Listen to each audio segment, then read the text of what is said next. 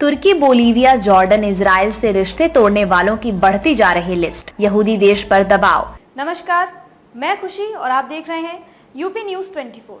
आइए नजर डालते हैं आज की बड़ी खबर पर। इजराइल हमास युद्ध का आज 27वां दिन है। इजरायली सेना लगातार गाजा पट्टी में टैंक दौड़ा रही है और मौत के आंकड़े बढ़ा रही है। इजरायली सेना ने गाजा के जबालिया शरणार्थी शिविर पर भी हमला बोला है, जिसमें 50 से अधिक लोगों की मौत हो गई है। इस बीच इजराइल के हमलों से नाराज होकर एक और देश ने तेल अवीव से अपने राजनयिक को वापस बुला लिया है। बड़ी बात यह है कि ये देश अमेरिका का सहयोगी देश है, जबकि अमेरिका इस जंग में इजराइल का साथ दे रहा है। अमेरिका के प्रमुख सहयोगी देश जॉर्डन ने बुधवार को कहा कि उसने इजराइल से अपने राजदूत को वापस बुला लिया है और गाजा में मानवीय आपदा के विरोध में इजराइल के राजदूत को देश से बाहर रहने के लिए कहा है। जॉर्डन के उप प्रधानमंत्री ने कहा कि राजदूतों की वापसी इजराइल के गाजा पर अपने युद्ध को रोकने और इससे होने वाली मानवीय तबाही से जुड़ी है।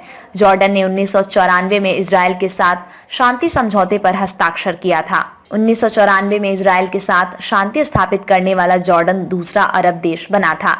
गाजा पर इजराइल के हमलों को देखते हुए हजारों नागरिकों ने जॉर्डन सरकार पर इजराइल से राजनयिक संबंध तोड़ने का दबाव बनाया था। जॉर्डन, जिसकी आबादी कम से कम 50% फिलिस्तीनी मानी जाती है, ने गाजा में युद्ध को लेकर घबराहट दिखाई है। बता दें कि बोलिविया ने मंगलवार को कहा था कि उसने गाजा पट्टी पर हमलों के कारण इजराइल के साथ राजनयिक संबंध तोड़ दिए हैं और अपने राजनयिक वापस बुला लिए हैं। पड़ोसी कोलंबिया और चिली ने भी अपने राजदूतों को इजराइल से वापस बुला लिया है।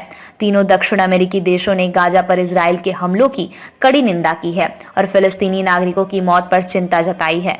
तुर्की पहले ही इजराइल से अपने राजदूत वापस बुला चुका है। लैटिन अमेरिकी देश बोलीविया ने इजराइल से संघर्ष विराम की अपील की थी और गाजा में मानवीय सहायता भेजने की बात कही थी। इससे पहले भी बोलीविया गाजा पट्टी को लेकर इजराइल से संबंध तोड़ चुका है। करीब एक दशक तक इजराइल से संबंध तोड़ने के बाद 2019 में दोनों के बीच फिर से राजनयिक संबंध बहाल हुए। खबरों में अब तक के लिए बस इतना ही। फिर होगी आपसे मुलाकात ऐसी ही एक और बड़ी खबर के साथ। तब तक के लिए नमस्कार और देखते रहिए यूपी न्यूज 24।